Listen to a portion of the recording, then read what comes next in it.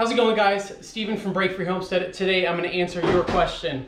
We are redoing our kitchen currently on our kitchen edition type thing, and we relocated our ceiling lights. So this is no longer needed, and I'm sure you're wondering, how do you fill this in? The simple way to do this is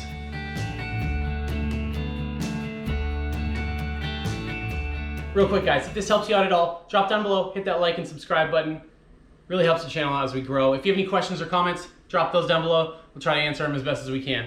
All right, so we have this hole, and it fits a 2x4. So you cut a 2x4 bigger than this, okay? Bigger than the diameter of your hole. You're gonna kind of push your insulation out of the way up there, and then you're gonna slide your 2x4 in. All right, so that's up there now. And you're gonna try to move it. So now this is basically covering 2/3 of this hole. Now we're gonna hold it down with our fingers while we just throw a drywall screw right through the outside of the hole. Boom. There's one. There's two.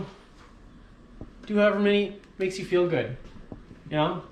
It's nothing crazy. You're gonna hold a little tiny piece of drywall in there so you can have a backer. All right. You guys thought I was drinking coffee. I'm not.